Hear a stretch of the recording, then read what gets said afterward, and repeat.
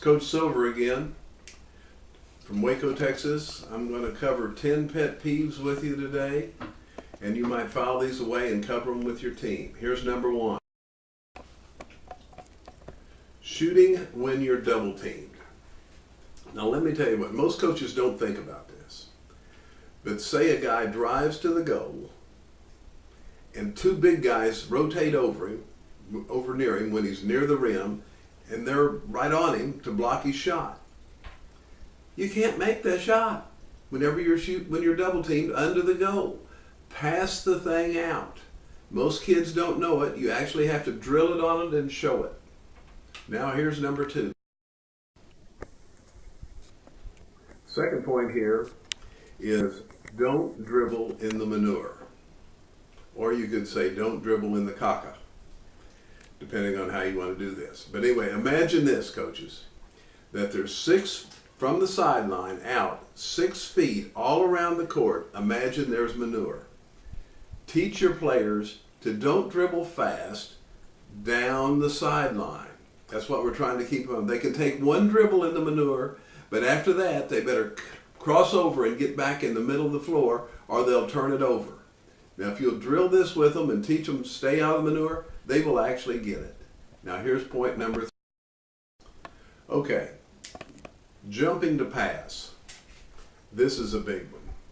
When you see guys dribble down the court real fast, usually this happens in the lane. But a guy will dribble into the lane real quick, and he will go in fast, and he will jump up and pass the ball. Whenever guys jump to pass that are average to below average players, they'll turn it over every time. You've got to be able to show them this on video that they're jumping to pass. This is a big mistake on that. Now here's point number. You're playing basketball and you're dribbling down the sideline, and there's a guy down in front of you about 20 feet. He's hugging the sideline. Don't throw him the ball. He'll miss the ball and it'll fall out of bounds. So don't pass it to a guy hugging the sideline. Pass it up. Pass it to someone else. Here's point number 5. Okay, you get open for a 3-point shot. But right before you shoot, you look down at the 3-point line to make sure you're behind the line. Guess what happens? By looking down at the 3-point line, it'll cause you to miss the shot.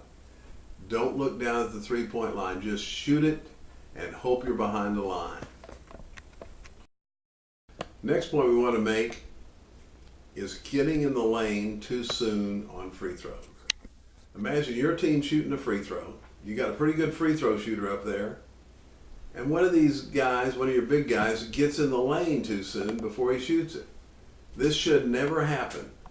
He's got to wait till that ball hits the rim before he gets out there in the lane. Now we're ready for point number 7.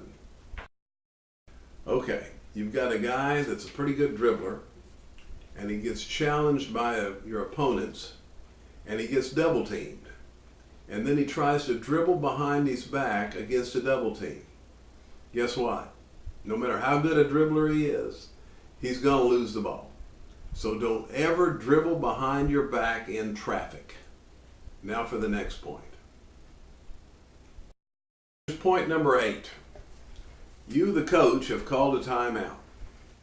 It's a critical situation in the game, and you're going to have to press the opponent because you're behind. And you tell them, we're going to press them. You get out there, and 3 of you guys remember to press, and 2 of them forget all about it. And this just ruins everything you've just tried to do. So the pet peeve here is all of your team has got to pay attention when you're coming out of a timeout. They've got to be focused. Now for point number 9. Okay, this is a big pet peeve of mine. You're going up against a set defense. They're playing you man-to-man. And your point guard comes down the floor and he passes it to the guy on the right wing. And this guy just goes one-on-one trying to score. You know, all the help's there. The point being here on this pet peeve is reverse the ball and then that guy can go one-on-one. But if you throw it to the original side and this guy tries to go on one-on-one, the whole defense is sitting there waiting to help. This just doesn't work. You want to get ball movement before you go one-on-one. Now for point number 10. Okay, point number 10 here is this. You've got a good player on your team, and he manages to get mad in practice and cuss out the assistant coach. What do? Well, my pet peeve is for the head coach to keep this young man on the team. If somebody cusses out the assistant coach, it's just like he cussed you out. He's through. He can go find some other sport to play, but he's not going to play basketball for you anymore. So the pet peeve here is not having the discipline enough and wanting to win because this guy's probably a good player, but he's got to go. You can't let him cuss you out and then keep him on the team. And that sums up our 10 pet peeves for today. Thank you. We'll be back next week.